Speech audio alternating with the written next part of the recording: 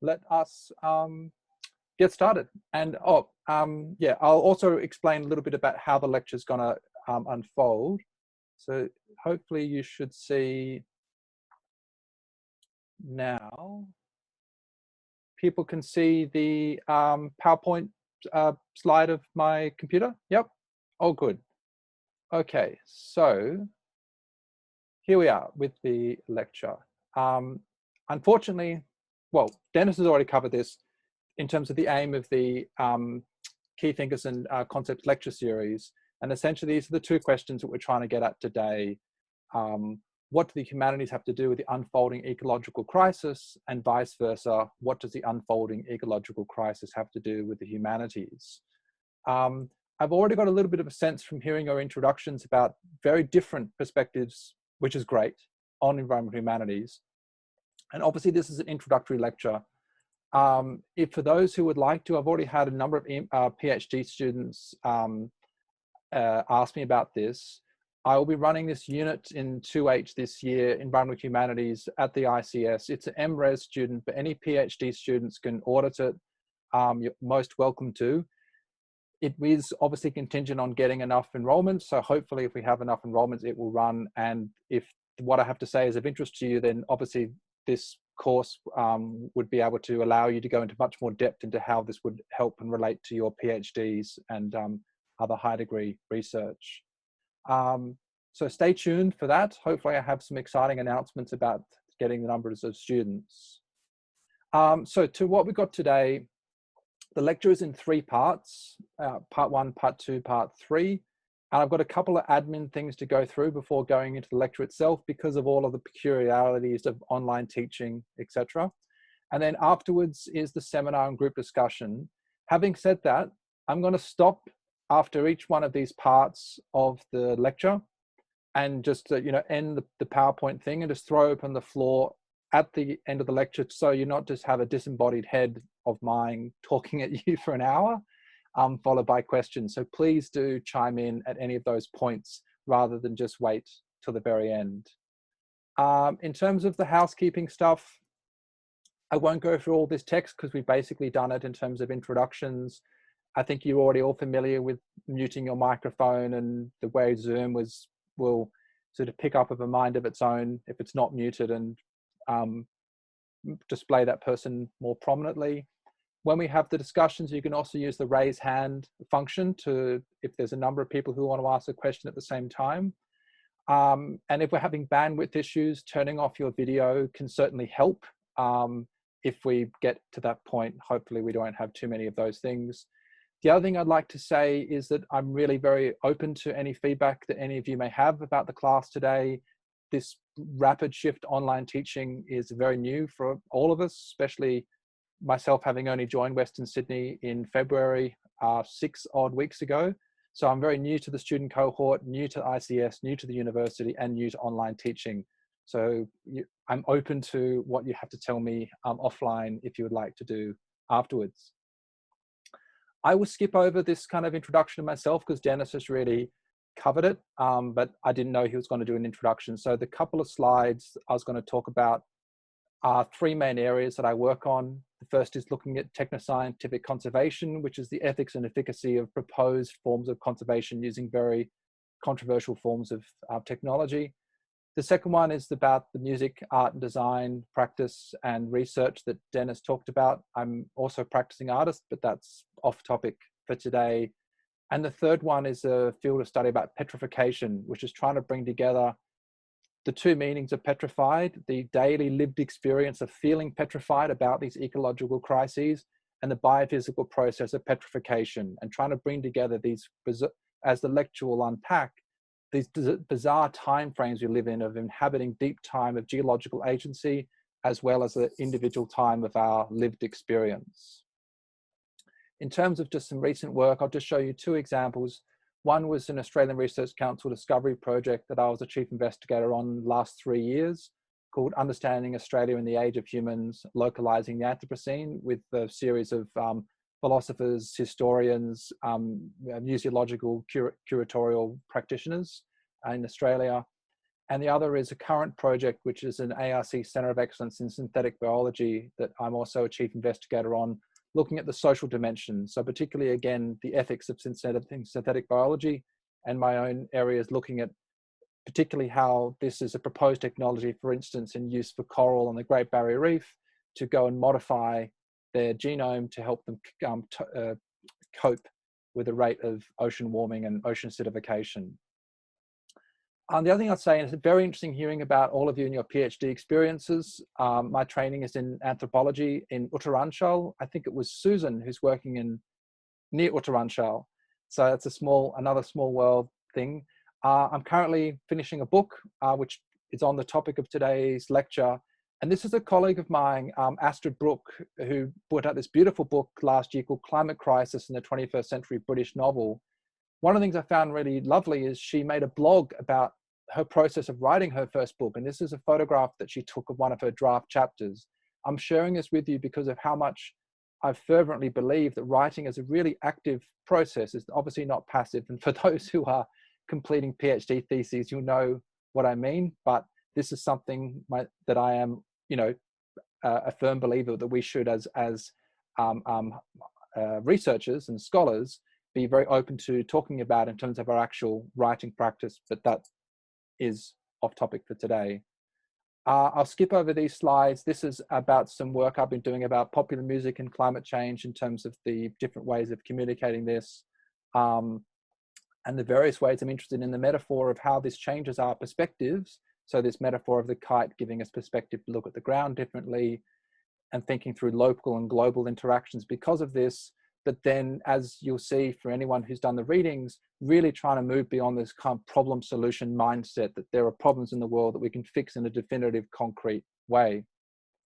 And so one of the things around this is actually looking at the pedagogical scholarship on people like myself about how do we teach in the humanities and social sciences about notional science, things like climate change. This is a beautiful quote I like from the book called Teaching Climate Change in the Humanities, which is the sociologist and pedagogical theorist Jack Mesereau dubs occasions such as these disorientating dilemmas, which spark initial feelings of discomfort or other unsettled emotions that provide the raw material of productive reflection and reorientation through a process of planning, experimentation, and adaptation. And he says that from such dilemmas can grow transformative learning through which students question and change taken for granted assumptions and forge new beliefs. And this dynamic educational process allows one to make meaning by elaborating on existing beliefs, to change perspectives and approaches to beliefs, or to take up new beliefs entirely. So this is, again, the kind of ethos which inspires this lecture in terms of what we're trying to get at and the various difficulties around that.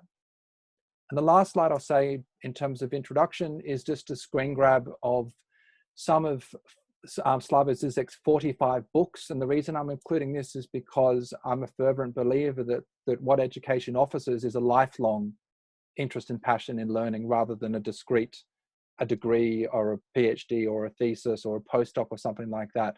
And that this is very much a continual process of immersion into these fields. So let us get into the first part of the lecture. And then, as I said before, I'll stop and throw open to the floor with any questions you may have. So in the first part, indefinite, really what I just want to start with is definitions. Definitions taken from the readings, in the sense that I think it's very important for us, as this is an introductory lecture, to try and make sure that we have a common understanding of what some of the key terms are. So from the reading I've asked you all to do, thinking through the environment, unsettling the humanities, we have this sort of, in a sense, by some of the people who coined the field, their definition, which is that it can be understood as a wide-ranging response to the environmental challenges of our time. And just hearing your introductions this morning gave us a very good snapshot of just how wide-ranging those responses are. Drawing on humanities and social science disciplines that have brought qualitative analysis to bear on environmental issues, the environmental humanities engages with fundamental questions of meaning, value, responsibility, and purpose in a time of rapid escalating change. It kind of goes without saying that the coronavirus pandemic is just another instance of why questions of value, responsibility, meaning, trust, hope are so important for how we think through response to these. One of the things to point out about this field is that Australia has been absolutely the forefront of this. So if you look at the authors down here, Deborah Bird-Rose, sadly she passed away about 18 months ago. She was Macquarie University, UNSW. Tom Van Doren was UNSW, he's now Sydney Uni. Matthew Churlo is at Deakin. Stuart Cook, I'm not sure where he is at the moment, but Matthew Kearns is UNSW, and Emily O'Gorman, she's at Macquarie.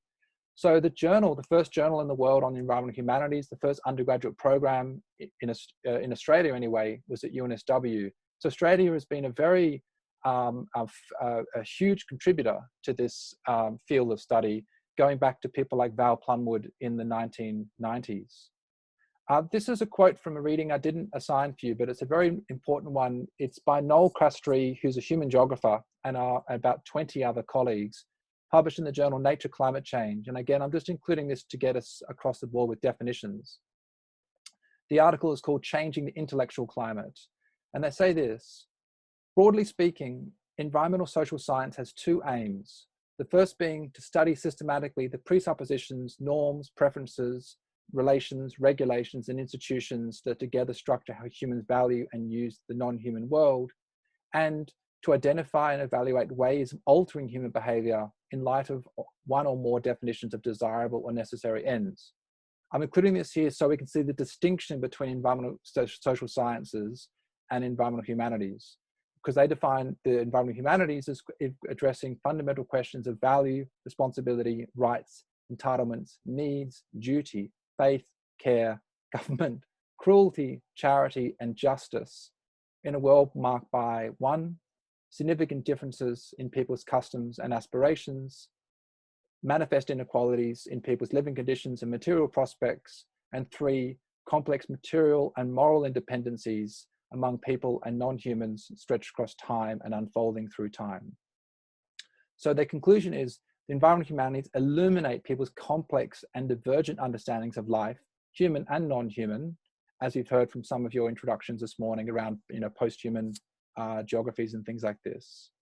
They also pay close attention to human faculties beyond cognition and reason, dealing with such things as love, trust, fear, commitment, devotion, and loyalty. So returning back to the launch article from the Environmental Humanities Journal, they also point out this, that traditionally the humanities have worked with questions of meaning, value, ethics, justice, and the politics of knowledge production. But what they're trying to do, and what they're trying to say in a way as a manifesto, in bringing these questions into environmental domains, is to articulate a thicker notion of humanity, drawing on Clifford Geertz, the anthropologist, notion of thick description, one that rejects reductionist accounts of self-contained, rational decision-making subjects. So they posit the environmental humanities as participants in lively ecologies of meaning and value, entangled with rich patterns of cultural and historical diversity that shape who we are and the ways in which we are able to become with others. At the core of this approach is a focus on the underlying cultural and philosophical frameworks that are entangled with the ways in which diverse human cultures have made themselves at home in the world.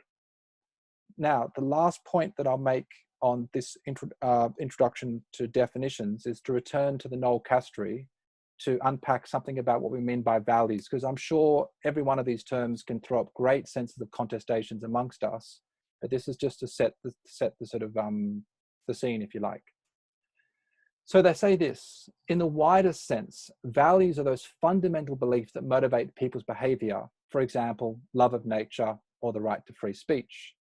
Whereas means are those various practices, procedures, institutions, and technologies by which values get instituted, and ends are the concrete goals to which means are orientated and which provide a measure of how well values are being realized at any one time or place. Any body of scientific, established, or new evidence can be made relevant to more than one set of values, means, and ends. So too can any established or new technology. Equally, some bodies of evidence and particular technologies speak better to certain sets than to others. And they say it is thus important to reveal how science and technology can serve to internalize and reproduce certain values without seeming to. So one of the things with this article, and you notice it's published in the journal Nature Climate Change, is they're trying to essentially reach out to a lot of the people which feed us humanists and social scientists with so much empirical data to say, no data is neutral. All data has values behind it, and the way data and technology and science are used is hugely informed by values which most scientists, quite frankly, do not pay much attention to. So in a sense, their conclusion, what they're saying here, is that science offers little or no sense of humans as diverse, interpretive creatures who frequently disagree about values, means, and ends. And there's nary a mention of power, violence, inequality, and the perennial desire of some people to replace one socio-environmental regime with an entirely different one.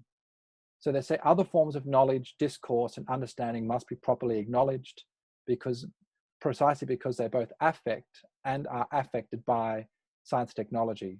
And these forms range beyond the cognitive to encompass the moral, spiritual, aesthetic, and affective. Now that's a lot to take in already. I've only really quoted from 2 journal articles, but they're multi-authored ones based on years of research by dozens of colleagues who are trying to sort of say, we need a very different way of thinking around ecological issues in general, and the climate crisis and other related ecological crises throw profoundly into question huge ways that both the natural sciences, the social sciences, and the humanities have been operating. And the environmental humanities is an attempt to give some systemicity, some conceptual coherent rigor to how the humanities can broadly do that. And one of the chief ways around this, I won't go through all of these lists, is to shift from what is the sort of dominant worldview, and you see this a lot in the discussion around corona things, of an economic worldview to one of an ecological worldview. So I'm going to end that part there. Let me jump out of screen share mode and just see any responses, questions, comments from any of you.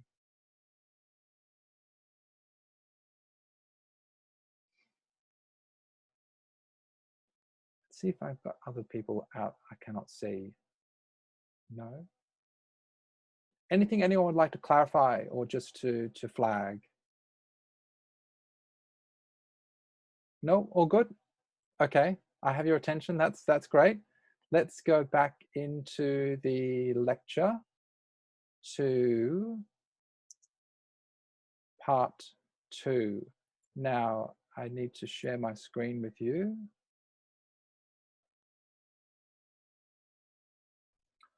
Okay, this now starts to get, definitions aside, this now starts to really get into the 2 readings, the Nigel Clarke and the Dipesh Chakrabarti. And I'm using this quite playfully and provocatively here about finding home, the idea of home, when it seems that everything is just perpetually shifting and is chaotic and uncertain and all the rest of it. So there's kind of a big picture I want to sketch out with this, but then I want to really drill down into some very, very provocative statements that they both make in their respective journal publications. The first thing is to just try and think a little bit more critically about this whole idea of the web of life. This is an extremely famous diagram by Leonard Eisenberg. I'll move my cursor over the screen to draw attention to particular aspects I want to point out. And essentially it's a schema showing the progressive order of speciation of different species. And you'll notice various points here of mass extinctions and explosions of life, etc. One of the things to point out is that humans, you'll see down here in the bottom right-hand corner of my cursor, are unintentionally given this idea of, because of the being so recent, 200,000 years in terms of the genesis of the species Homo sapien, as some kind of tail end to what is going on here.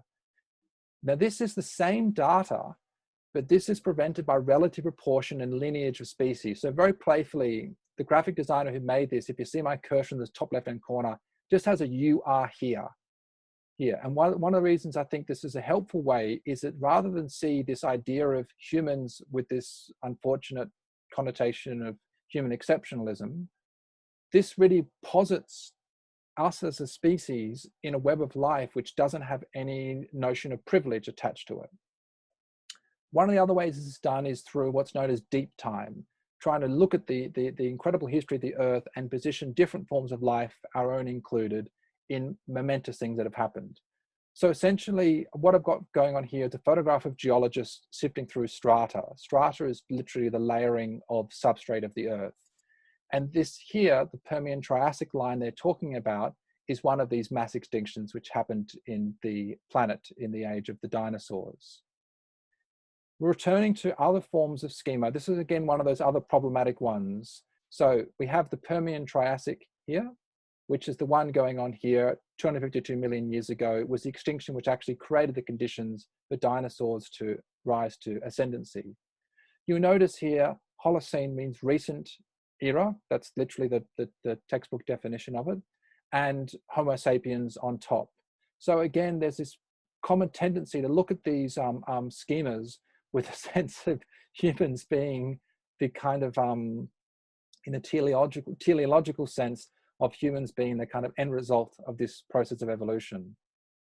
But the environmental humanities is much more interested in things which decenter the human. So for instance, this beautiful book called Basin and Range, John McGee makes this lovely provocative statement.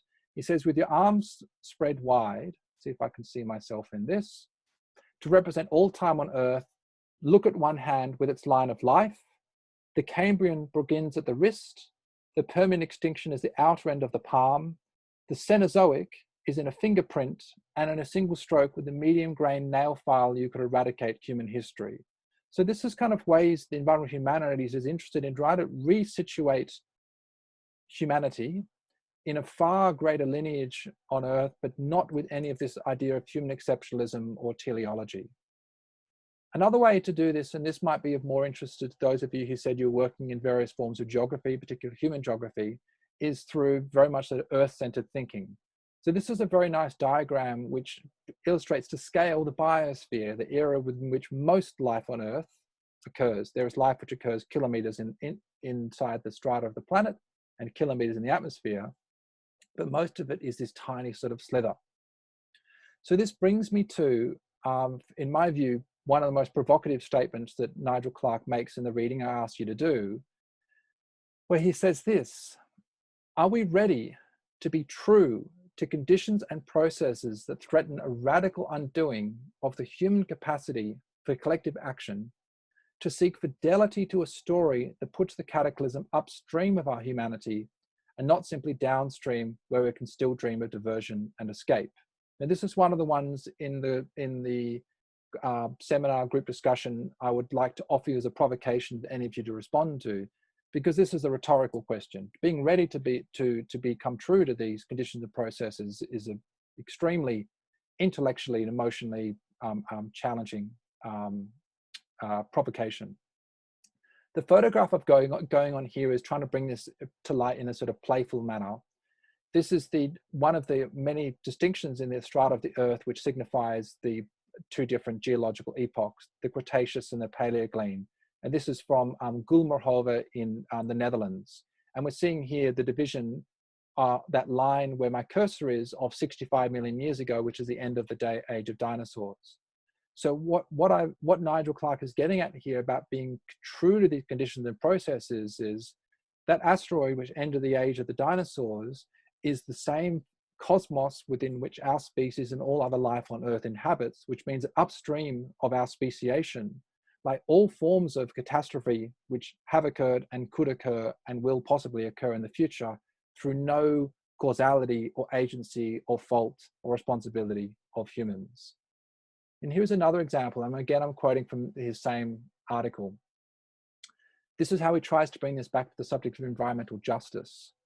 He says, more than just accentuating the risks the capricious climate poses to human life, I attend to the improbable and awesome achievements of our distant ancestors who made it through multiple episodes of sudden climate change, emphasizing their ability to experiment or improvise their way through extreme events. In this way, I work towards an expanded sense of environmental justice that is informed and inspired by the idea of a profound indebtedness of present lives to those past. Time and time again, early humans or hominids would have had to face the rapid onset of such conditions far enough apart to rule out any continuity of experience or cultural memory. So let me just unpack this a little bit with a diagram on your right screen. So this is something known as the Milankovitch cycles. I won't go through these in detail, but there are three: one which occurs at intervals of 100,000 years, one which occurs at intervals of 41,000 years, and one at 20,000 years. And they're to do with essentially oscillations, perturbations in the Earth's orbit, its cycle, and the equinoxes. What's important to know about these is each one of these has been shown to induce a period of glaciation, not a full ice age, but a period of sustained glaciation at intervals of 100,000, 41,000, and 21,000 years. So what Nigel is getting at here is this is just one of many examples that our, and I mean our in the royal sense of our, ancestors going back over deep time would have endured many, many instances of profound climatic shifts of the order of, to give one example, 11,000 years ago, what is now Manhattan was under 3 kilometers of ice. So when we're talking about glaciation, we're talking about glacial sheets moving, 2,000 kilometers down across continental, what is now continental USA, and 2,000 kilometers back.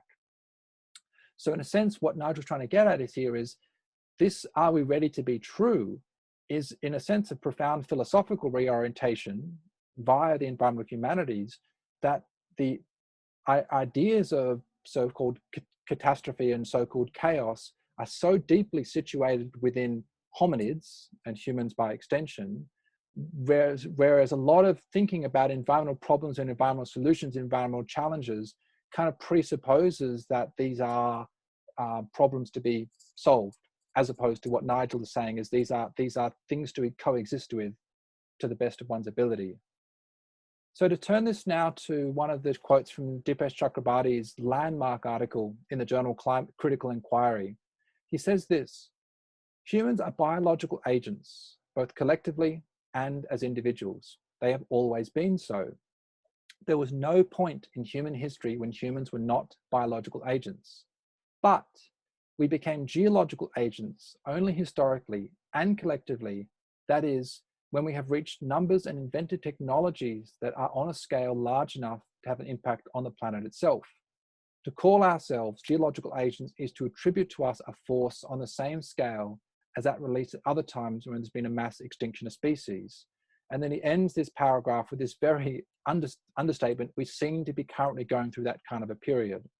So in a sense, this is Dipesh trying to grapple with these issues as a post-colonial theorist and an historian, with a sense that period he's referring to is the one of the end of the age dinosaurs, like something of that level of momentousness in the history of the planet. So his manifesto in his article, I've quoted as being this. It's a very, very hard thing he's trying to do. And I have to confess, in my years of reading and rereading this article, it always challenges me. Every time I read it, it challenges me anew. He says, anthropogenic explanations of climate change spell the collapse of age-old humanist distinction between natural history and human history. So he asks, how does the crisis of climate change appeal to our sense of human universals while challenging at the same time our capacity for historical understanding?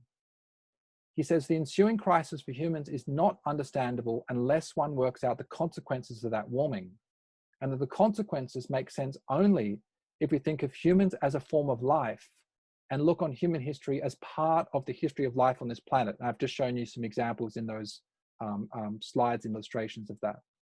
But ultimately, what the warming of the planet threatens is not the geological planet itself, but the very conditions, both biological and geological, on which the survival of human life as developed in the Holocene period depends. So here are some examples of how I map this back to things which are more relatable to our lived experience. This is a illustration of the Sydney Basin with what it looks like with no water in it. And as you can see, it's a very, very shallow basin. In most parts, say under the Harbour Bridge, it's no more than 30 meters deep. And the reason I'm including this here is that when the Holocene, and again, that is the entire period within which human civilization has come into being and flourished, when the Holocene ended 11,700 years ago, over a period of about 2,000 years, the ocean rose 130 meters to its present height.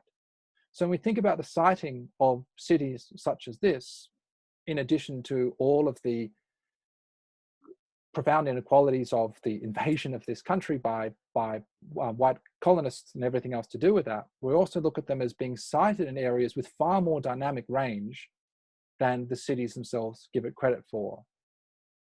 So it sort of comes down to this bizarre conundrum. This is a woman posing with a very nice smile on her face in front of what you can see is very clearly layers of strata, mud deposits from a riverbank. I'm not a scientist. I don't know how many millions of years this is, but we can clearly get the idea this is a huge passage of time.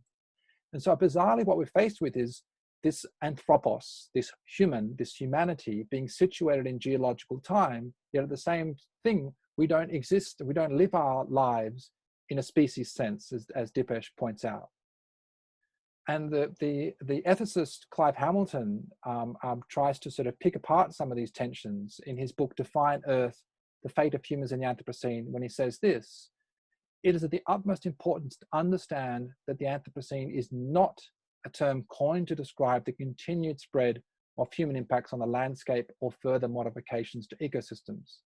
He says it is instead a term describing a rupture in the functioning of the Earth system as a whole, so much so that Earth has now entered a new geological epoch.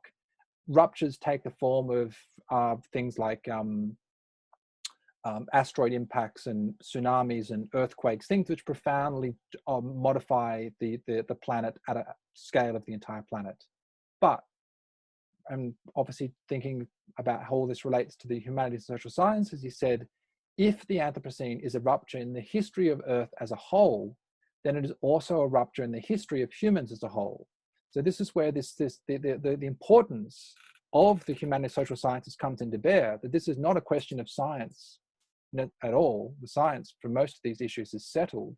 Its fundamental question is the profound social, political, economic, etc. Implications and consequences of this rupture. Now, in case I just haven't made this clear enough already, it's very important to get a major caveat about this whole idea of we and the species and all the inequalities that masks. And once again, Dipesh does a very formidable job in unpacking this when he says, who is the we? We humans never experience ourselves as a species. We can only intellectually comprehend or infer the existence of the human species, but never experience it as such. There could be no phenomenology of us as a species. Even if we were to emotionally identify with a word like mankind, we would not know what being a species is, for in species history, humans are only an instance of the concept species, as indeed would be any other life form. But one never experiences being a concept. Now, like many people who have spent decades trying to think about these issues, Dipesh does not have any easy answers for this. But I've included this book cover on the left to try and unpack what he's talking about in a graphical form. The title of the book is called The Long Thaw: How Humans Are Changing the Next 100,000 Years of Earth's Climate. It's by a paleoclimatologist called David Archer, and it's actually someone that Dipesh frequently refers to in terms of his background science reading. The reason I'm including it here is to acknowledge the profound inequalities on the basis of race, gender, and class that mean there can be no universal anthropos. But what is the challenge is, it's a little bit like this thumbprint here on the cover of this book, which is a very obvious metaphor of human imprint, and another very simplistic symbol of an iceberg. You know the metaphor that most of the iceberg is under the water and very little of it's above the water. So the challenge is, even though there is no universal anthropos, and there should not be a universal anthropos, and this metaphor here speaks to that profound divisions and inequalities, collectively, this humanity has already influenced the climate of the planet 100,000 years from now. This is what David's pointing out. Existing historical emissions have already changed the planet 100,000 years from now, because those Milankovitch cycles I mentioned to you, the 20,000, 40,000, 100,000 year cycles, so much warming, anthropogenic warming has been put into the planet that it basically has skipped the next ice age. Another way to put that is, if it wasn't for the Industrial Revolution and a whole series of other things, another ice age would be happening in the foreseeable future, but that has been pushed back by around about 100,000 years because of existing warming. So again, these are very, very big tensions that he points out. But to come back to the issues of inequality around this, and I've called this slide Lifeboats of the Rich and Famous, as a bit of a play on the whole idea of, lifestyles of the rich and famous. Dipesh says that unlike in the crises of capitalism, there are no lifeboats here for the rich and privileged. Now, this is 2009. Witness the droughts in Australia or recent fires in the wealthy neighborhoods of California. We all know the summer we just had, the summer that California just had, and how, on the one hand, Dipesh's work seems dated, but at the same time still very topical. He says the anxiety global warming gives to is reminiscent of the days when many featured a global nuclear war. But there's a very important difference, that climate change is an unintended consequence of human actions and shows only through scientific analysis the effects of our actions as a species. And he says species may indeed be the name of a placeholder for an emergent, new, universal history of humans that flashes up in the moment of the danger that is climate change. And here I've got a metaphor from the Kubrick film 2001 to get at this. Some of you may know this jump cut. Arguably, it's the most famous jump cut in the history of cinema. This is the discovery by hominid ancestors of using bones to be able to club one another, and the conversion of vegetarian primates to meat-eating primates. One of the primates throws the bone up in the air, it circles around, and Kubrick jump cuts 4 million years in the space of 1/24th of a second to this spaceship, which is made to exactly sit on the screen as the bone. The reason I'm using it here is that when we talk about the actions that individual ape 4 million years ago, throwing the bone in the air and then cutting through to our contemporary civilization, this is kind of what Dipesh is talking about. From the perspective of this universal history, you could speak about epochal changing moments in time attributable to the agency of even a small minority of a population.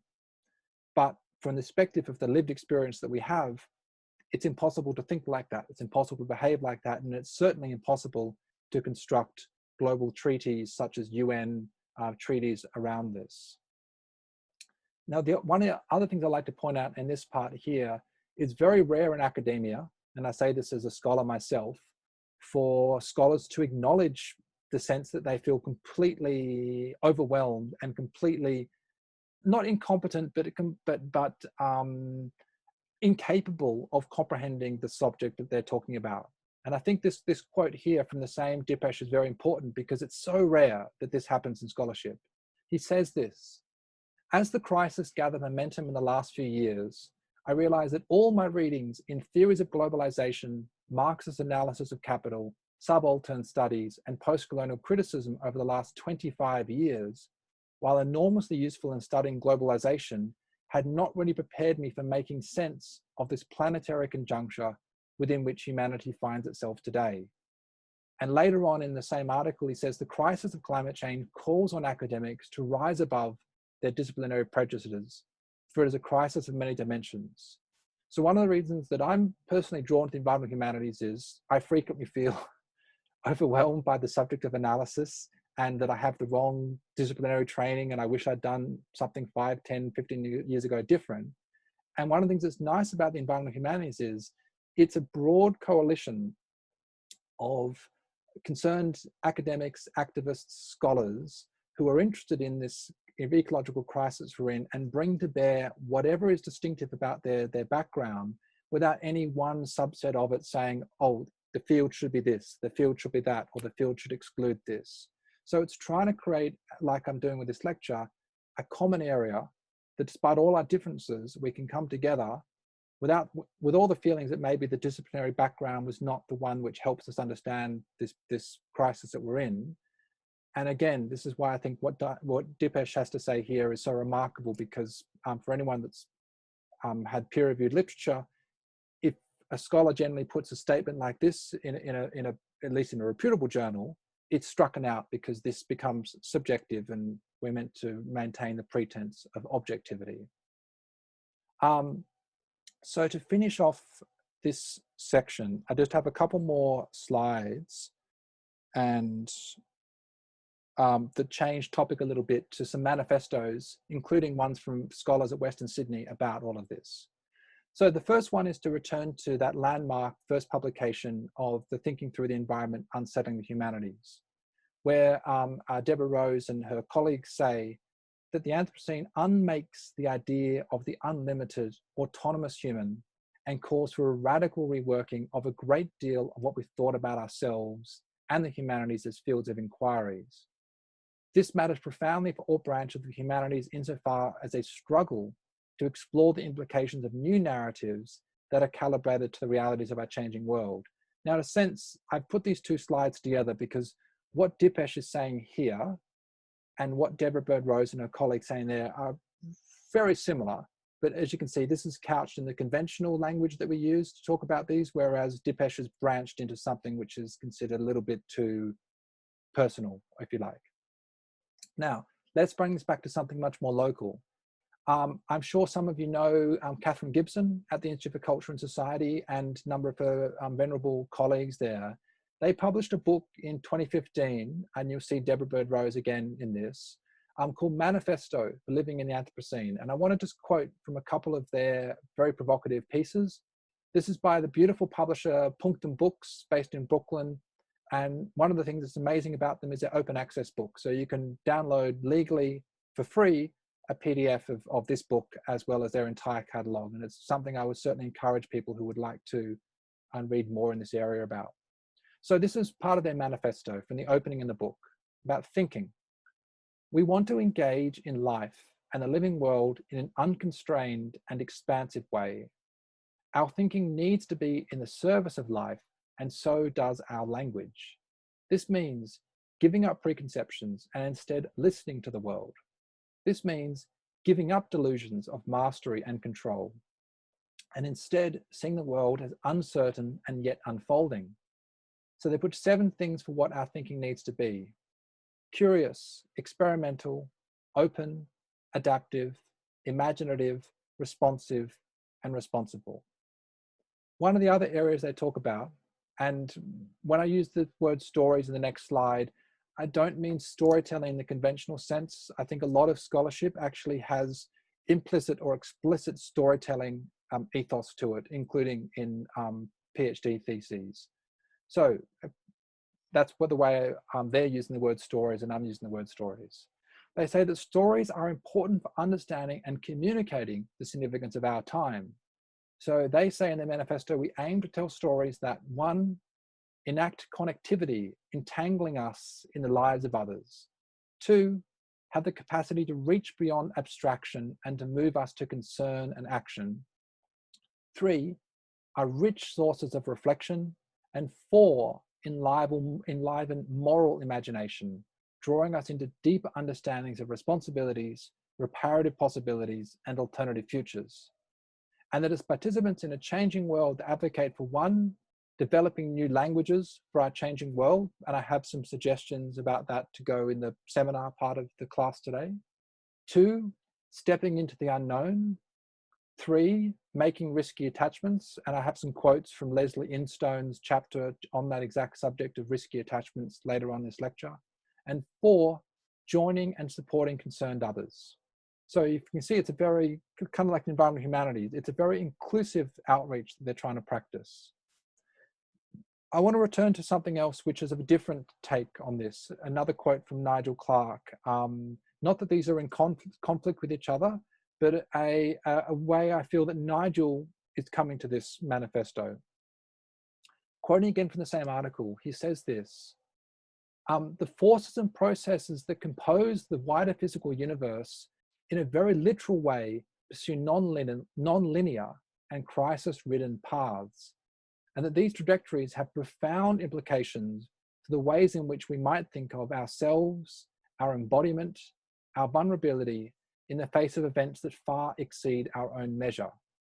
So again, Nigel has no clear answers to these things, but this particular article, Volatile World, Vulnerable Bodies Confronting Abrupt Climate Change in the journal Theory, Culture and Society, is, I feel, his kind of manifesto for what he feels about selves, embodiment, vulnerability, and also measurement. I've included this photograph here of a particular surfer on this reef in Tahiti on what was known as Black Flag Day, when the surf was so stirred up that it was actually illegal to go into the water. And I'm just including this here because of that sense of you see the fragility of the human body in the context of some of these forces. Now, the other thing that Nigel points out, and this is branching into his monograph called Inhuman Nature, Social Life on a Dynamic Planet, is really trying to get at how do ourselves, embodiment, our affect, etc., come into a sense of communion, if you like, with the vicissitudes of the cosmos. So he says this: a tiny nudge may be all it takes to unleash a set of cascading, self-reinforcing changes in the climate system. Conversely, a major impetus to change might lie dormant in the system for centuries or millennia before its impact is manifest. Global climate might be naturally close to a tipping point, thus dramatically amplifying the significance of human forcing, while there is also the possibility that human impacts have taken climate systems closer to a threshold for which the final push could turn out to be an unforeseeable, non-human forcing, such as a large-scale volcanic eruption. So this is one of the things that Nigel was trying to get across, and also why I am also a proponent about getting away from that problem-solution mindset. He's trying to say, for all of the best intentions, if all of the UN global climate protocols and everything else was done, we would still be at the behest of the non-linear, random, unpredictable, volatile, chaotic nature of the planet that we inhabit and the cosmos that we inhabit. And therefore, all there are is varying conditions of unknowability and uncertainty around this. And this comes into something which is slightly deviates from the topic of this lecture, which is this whole field of critical risk studies, which is one of the things environmental humanities is trying to respond to. Going back to sociologists like Ulrich Beck and his landmark book, Risk Society, Towards a New Modernity. And in the opening of the book, the chapter is called Living on the Volcano of Civilization, where Ulrich says, in the Risk Society, additional skills become vitally necessary. Here, the ability to anticipate and endure dangers, to deal with them biographically and politically, acquires importance.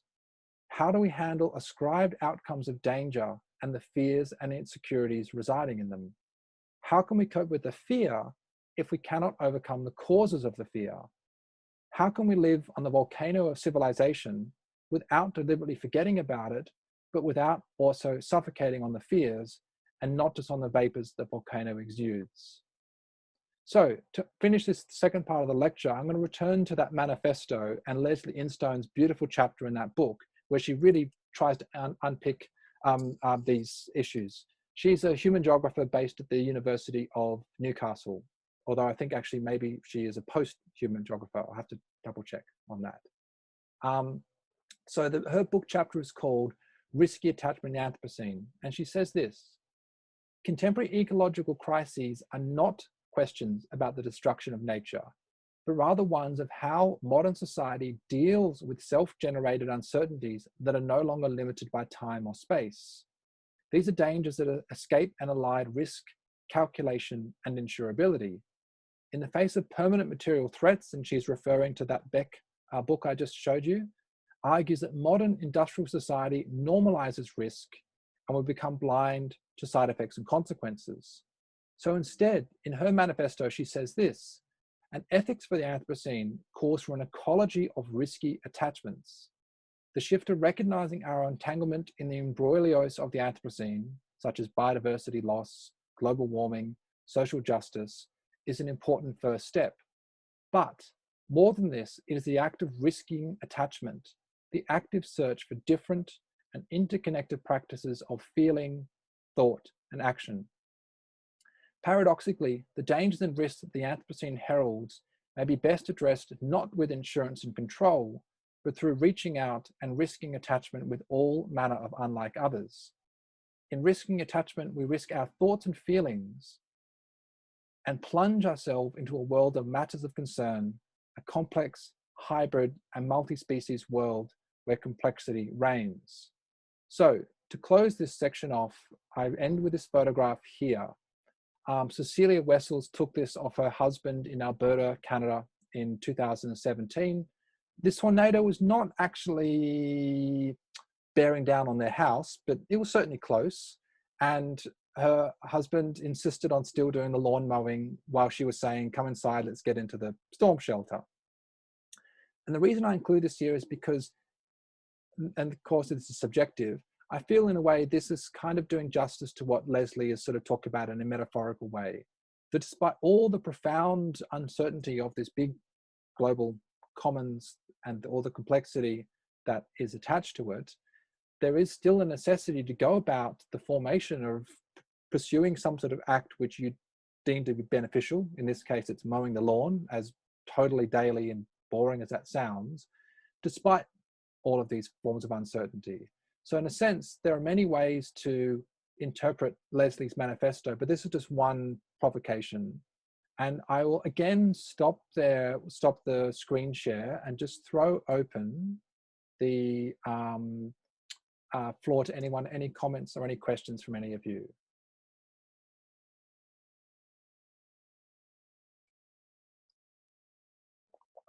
No, everyone is okay? Still with me? All right. So we're almost at the end of the lecture. The last part is just some small concluding remarks about this.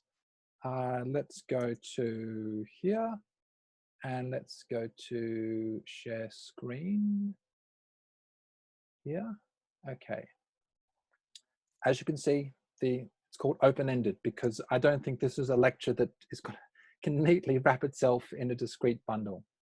So I'm going to return to, again, to Nigel Clarke. I'm going to read out one paragraph, and the slides I put spaces between to make the text more readable for you, but these are all from contiguous pieces of text. And essentially the book that I'm in the process of finishing is my attempt to answer just one paragraph of Nigel's here.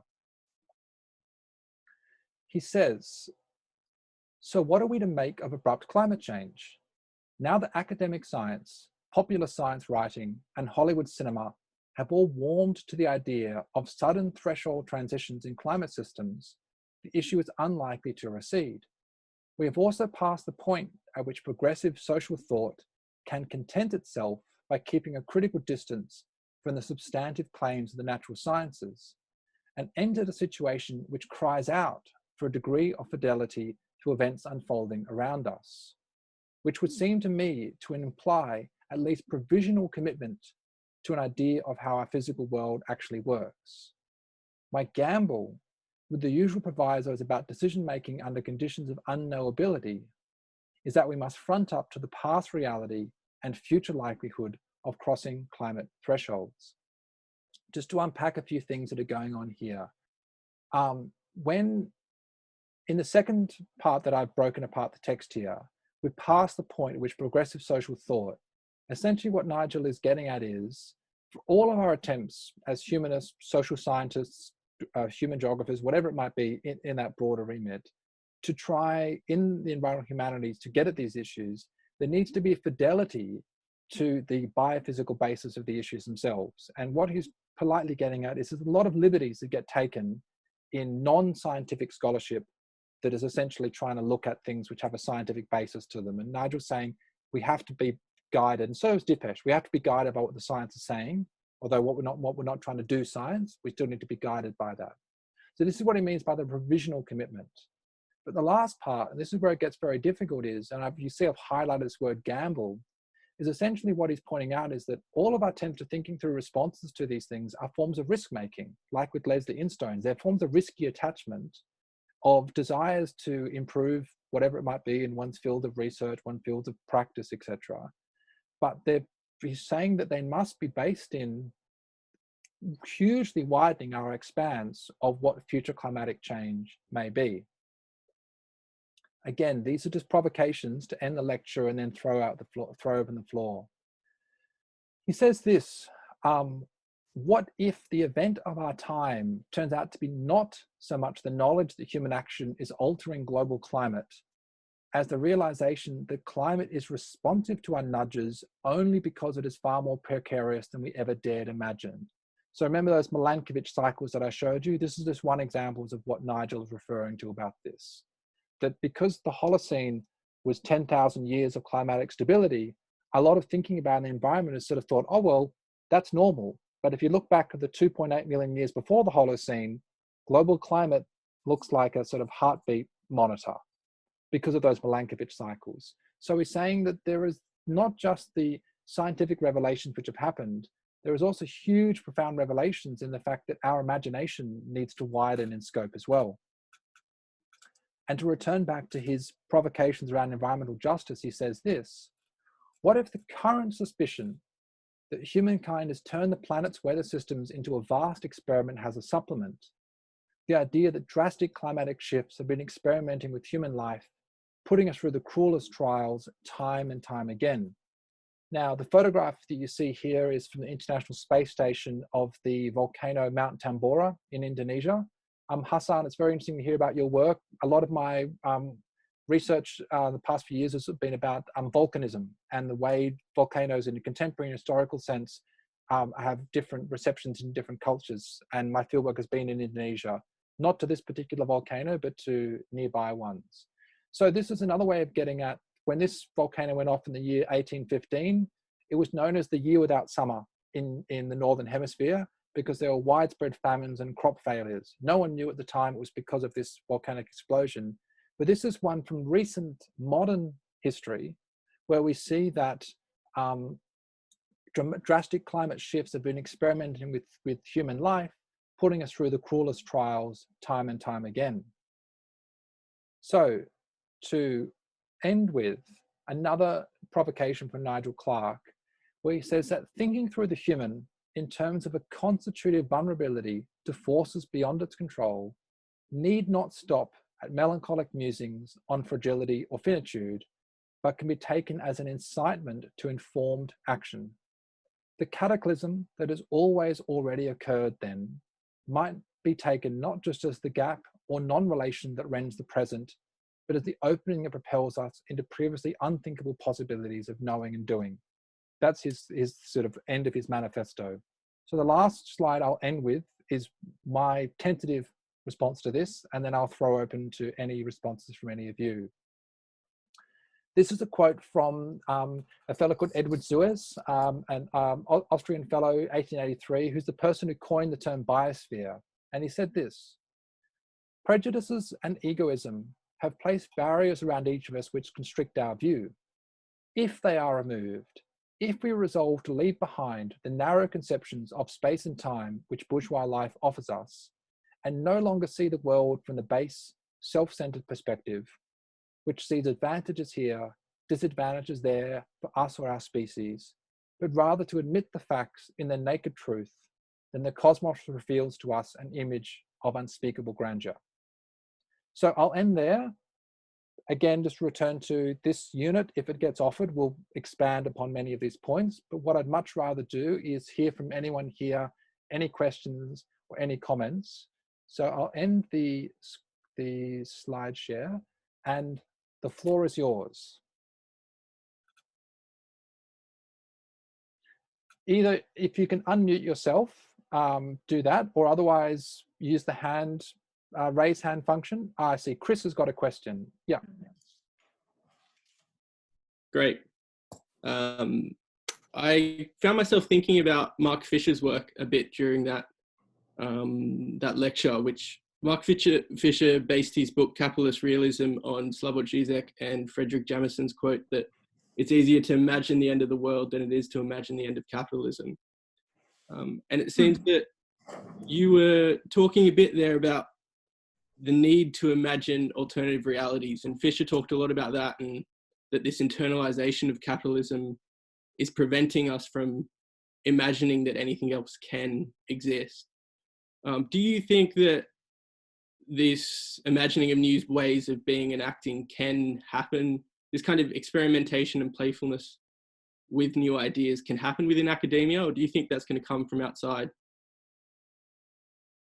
I think that there's no reason why. I think that the scholars that I asked you to read for today, in my view, are people who are at the forefront of that thinking, of breaking through some of the stifling conventions and inherent conservatism in academic thinking and writing. We're not allowed to freely express ourselves the way someone who wants to make a blog post on a website. Anything produced as a thesis or as a journal article goes through such scrutiny that Dipesh's sort of sly little, we seem to be going through that kind of a moment, is about, that's radical for academic senses. But I also see like the people I showed you, like the Manifest of Living in the Anthropocene, like Catherine Gibson, these are people who do profound work that's, some would say, is in more of the activist kind of space. I'm only putting that in scare quotes because sometimes people see that the two can't coexist. But I think activism and academia can have a meaningful overlap. Cool, thank you. That's all right. Any other questions, comments? Vanika. So I was quite interested about the discussion you had about risk.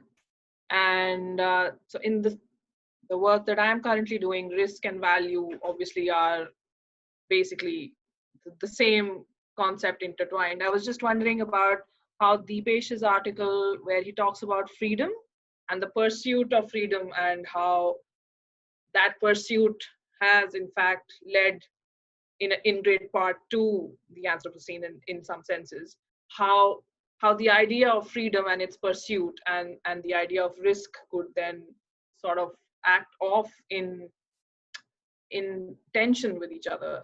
Because then if you then bring it back to Leslie's work on risky attachments, then the pursuit of freedom is a different kind of risky attachment. So I was just wondering if you could talk a bit more about that.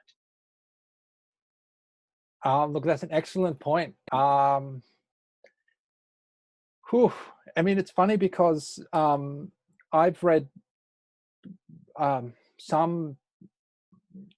in Nigel Clarke alone, I've read about 45 publications of his, because I find that he can do in one paragraph, he can turn my world upside down in a way that's quite just leaves me feeling forever affected. And the same thing with Dipesh.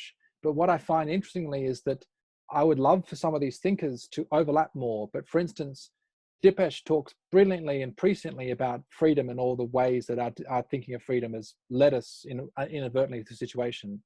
He doesn't really talk about risk. He doesn't really talk about responses. He's much more interested in what he calls epochal consciousness, about how we can transform our thinking and understanding in relation to this. Whereas Nigel Clarke, as a social scientist, originally he was in sociology and then human geography, is actually much more interested in risk and responses. So this is unfortunately, I guess this comes back a little bit to Chris's point, one of the unfortunate schisms I see where people who define themselves as humanists just say, well, that thing about what do we do? No, that's what the sociologist does. And the sociologist says, all those things about profound questions of meaning and value and truth and beauty and freedom. No. So again, one of the reasons I'm drawn to environmental humanities is I find it's a kind of a breeding ground for people who say, well, no, I don't want to have those silos and partitions in my thinking around this. The issue is too complex. The repercussions, such as what you talk about in Nepal, are too real world to keep up with that silo thinking. But again, to come back to Chris's comment and your comment, I don't think it's been as a field for long enough to have a lot of fertile conversation amongst people like the ones I've shown you today, in the sense that, we all still are told to answer to a particular field of, like a disciplinary field. And that's kind of why these kind of breakout fields are trying to create a safe space that people can come to when they say they're no longer going to fit that mold. Yeah. Other questions, comments? Anissa, yes. Oh, hi. Thanks very much for that talk. And I actually apologize. I made it a little bit late, so I missed the first bit, but I did manage to do the readings, and I really enjoyed particularly the Clarke reading. I definitely want to read more of his work. I'm going to come at this from a slightly unexpected angle, maybe. I've been watching this Netflix show called Vikings. I don't know if any of you have seen it. It's a bit like a Game of Thrones type of thing.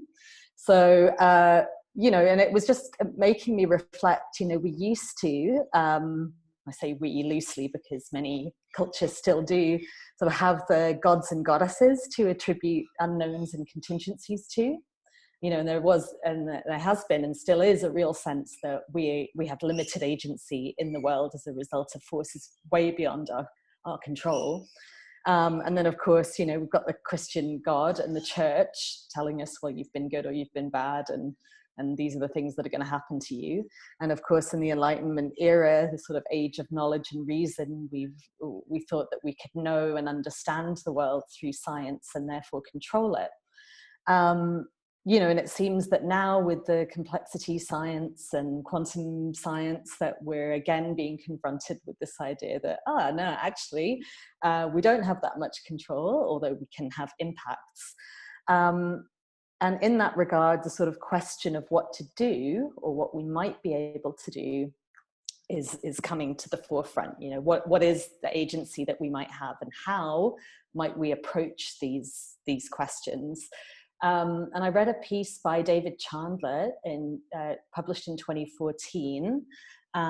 Just get the name of it. I just pulled it up again here. Beyond Neoliberalism, Resilience, the New Art of Governing Complexity. Now, I don't know, I haven't read it for a while, I'd have to go back, but one of the things that really struck me about this, and another piece that I read recently, was this idea of governing complexity, and that it is being approached in a particular way which still positions humans as outside of a complex system that we are trying to manage.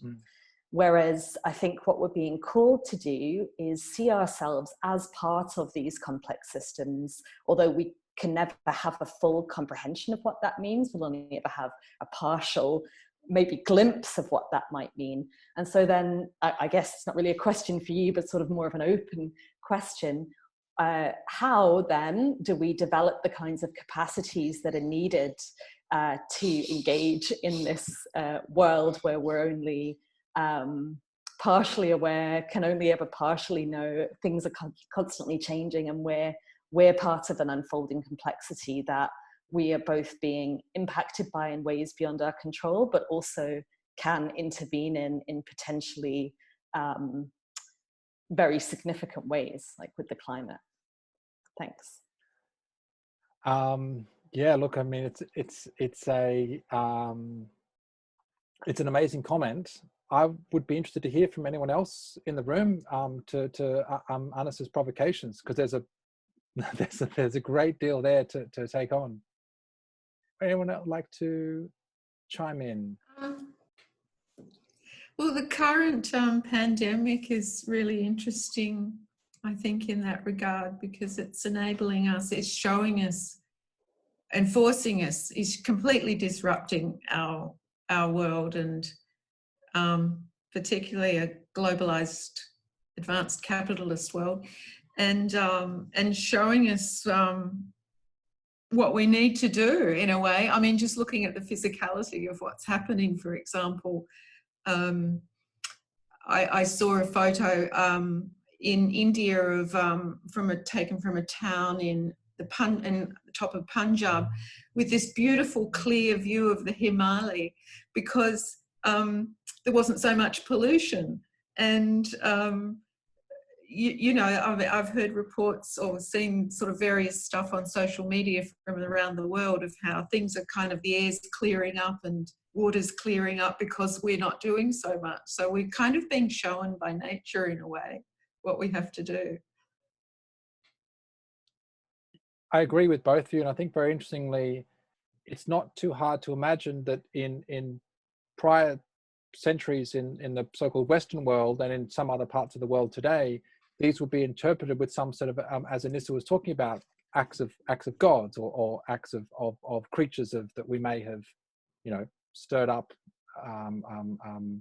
comeuppance from. So I find it very interesting that one of the things in environmental humanities, some of you probably know Bruno Latour's book, We Have Never Been Modern, is trying to point out that essentially there's a lot of myths that this field is trying to unpack: the myth of progress, the myth of human exceptionalism, the myth of human difference from nature, and so on like that. But once these myths are, if you like to come back to this thing about Vikings, say dragons which have been slayed or something like that, we're left with people who are, and I beyond the scope of today to go into them, are really trying to think, what are the new stories, new narratives we start telling each other? And I mean, the Manifesto for Living in the Anthropocene is one example of that. But there are many people in this field who feel like it's not just about saying, what are all the problems? We know there are too many. There are too many challenges. It's also people looking for, what are the other ways that we want to live and breathe and work and share and find our home in a planet which is increasingly more strange and foreign and complex than we've given credit for. And I find a lot of their work very life affirming, because I myself, as a living, breathing person, forget the scholar side of things, and feel the need of those stories. So I think that there are very productive, creative work being going on by scholar, practitioner, persons in this field. It's just kind of beyond the scope to do an introduction and then to go into them as well. Josh, can I say something else? Well, first of all, I wanted to say thanks very much. It was a really interesting presentation. And I have to admit that I got to do I started the readings and then got sidetracked on something else. So I will certainly do them now. But just in what I have read from and been exposed to from the environmental humanities, and coming from a place where most of my readings for my research have been in the area of post-humanism and new materialism, it seems to me, I know that you say that environmental humanities is a kind of intersectional thing that's emergent and doesn't really have its own, it hasn't sort of coalesced into an exclusionary body of theory. But to me, it's interesting because, like, the people that you were referencing in your presentation are not people that really come into my world very much.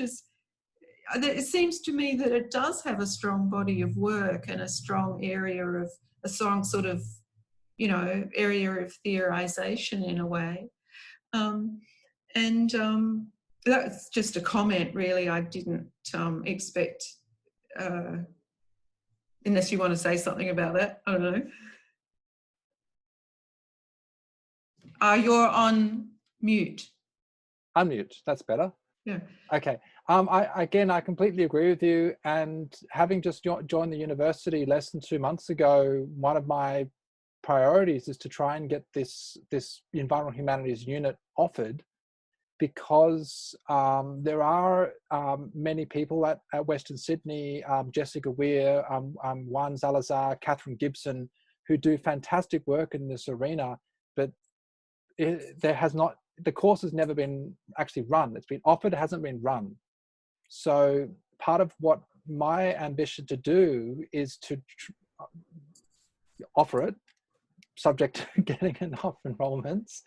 And that way, at least it provides a platform, and we've all experienced today about how we can participate in these live, real, face-to-face teaching experiences if we cannot resume face-to-face studies in July, which I think is likely that won't be possible. So I think there's a lot of points, and is it Sue or Susan? Susan. That Susan brought up today, which require further unpacking, and that hopefully if the unit gets offered and anyone who wants to either enroll in it or audit it, we'd have much more chance to really unpack these issues. Yeah, because I'll just finish. Like, I'm in the School of Education over at Penrith, and I've been lucky enough, because I live in this area, I've been to quite a few presentations at ICS, but really, essentially, we're kind of on parallel tracks, but not intersecting enough. And I'd love to have more, opportunities to engage with those ideas, I guess. I mean, others here who are also from the School of Education may want to comment. So I'll be quiet at that point. Again, agree. Angela, yes. Can you hear me? Yes. Again, thanks, Josh. I love everything you're doing there. It's been a real pleasure. I've been challenged in my thesis to read all that literature. We're talking about the Western canon over and over. A lot of it that you've cited is these guys. So we get the Western canon. And it's been really something for me to navigate about how to read that material enjoy those ideas, still question them, but stay local, and not be subject to, to the big wet, oh, how about that? The big Western canon. But I'm wondering about that challenge in teaching students who are just coming into this literature, how to use the literature but not be, completely beholden or enslaved to it, so that you break down those humanities or silos, so that you're not just having to identify, oh, I'm a new materialist, oh, I'm a post-human, such and such, so that you can sort of say, this is what goes on in that narrative, this is how it can be used, but you're not completely beholden to it. You have to teach that somehow. How's that going to work? Look, I mean, the course, it exists because it hasn't been written yet, because it hasn't been taught yet. So that there is like, there's a framework there. But I mean, I would suggest, people like Jessica Weir, do you know? Yeah, okay. So, remind me, your PhD, the topic you're doing with is it's something to do with also Indigenous relations and Indigenous placemaking. Is that right? Mm-hmm. Yeah. So there are fantastic scholars out there who are very critically engaged with decolonizing the academy, for instance, as well. Again, in terms of the people for today, I try to select a broad selection. Some of you may have noticed Dipesh in the bottom of page 1 just happens to drop, oh, I originally wrote this article in Bengali for a journal in that state in India, and then he translated it himself into English, and it's become one of the most widely cited articles in the history of the journal Critical Inquiry. So I'm trying to get at scholars who are not strictly working from a white European male, etc. Lineage. But I agree with your points. It's one of the challenges also is that it's not enough just to perpetuate the status quo of academia, given the subject matter and given what the discipline is trying to do. Yeah, thank you. There was Jen. Did you also want to say something? Yeah. Yeah, hi everybody. Thanks so much. Thanks so much, Josh. It's really exciting to come together and do this, especially at this time. I just wanted to lead on and from one thing that you said, which I thought was really, it rang really true for the work that I'm doing, but also the work that we're doing in the educational. We're in Angela, Abby, Susan and I are Margaret Somerville's students, and I also sit in ICS with Gay Hawkins for my research. And I think what I'm seeing is things in silos, but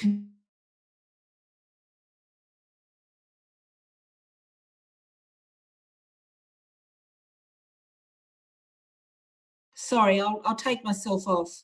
What I'm saying is this convergence coming together, but we're basically all really in this small philosophical where we have already dropped the pretense of objectivity. So I was a little bit worried when I heard you say that, Josh, because we're all doing very different research under a very broad branch of, I guess, new materialism and feminist critiques, Indigenous cosmologies, very, very different. But we are already like all there with the pretense of objectivity gone. And so my question to you is that in the academy, I thought it was this free space where we could push those boundaries. We're working with post-qualitative work. We're thinking with and thinking through different species. What is data? What isn't data? Etc. etc. So my question to you is, how can we actually bring closer together, I guess, educational philosophy, anthropology and environmental humanities, because as well as geography, we do already have a rich post-human geographers here. The anthropology here is quite human-centred, which is interesting in itself, but I actually think the time is there that we could broaden this and bring it together. So I guess what I'm saying is, what's your perception of that, of this sort of monolith as it is the university, and the opportunity for us to push this agenda, because it is big enough to take in so many different ways, Josh? Look, it's an excellent point. I mean, anytime I think anyone said generalization, it's easier for it to be contrasted with how a particular field or subdiscipline may be operating. So yeah, I'm not trying to say that all scholarship and all academic writing is self-censoring or maintaining a pretense of objectivity. I'm just saying it's the kind of dominant ethos, and that the pushback that you're talking about is the kind of vanguard of that. And in some areas, this has been going on now.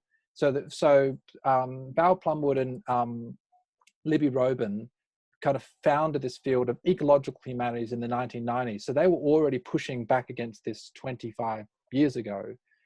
So in some areas, it's very well established, and the environmental humanities basically grew out of ecological humanities.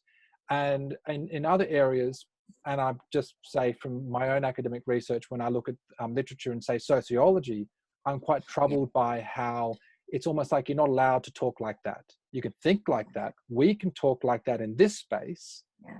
But when we come to write our theses or write our book chapters or write our journal publications, it's like we slip into this kind of, so we're sort of a bit about a time now, so I can't really elaborate on this now. But again, I guess what I would suggest is this. If the course runs, there'll be much more time to unpack these issues and to really open up these discursive spaces. And I think we can see now with a cohort of, a dozen odd students, we could have very meaningful discussions across the platform. Stay tuned. The other thing is that it may be something, a number of you have asked me about auditing, and I've said yes, as long as you got the permission of your supervisor.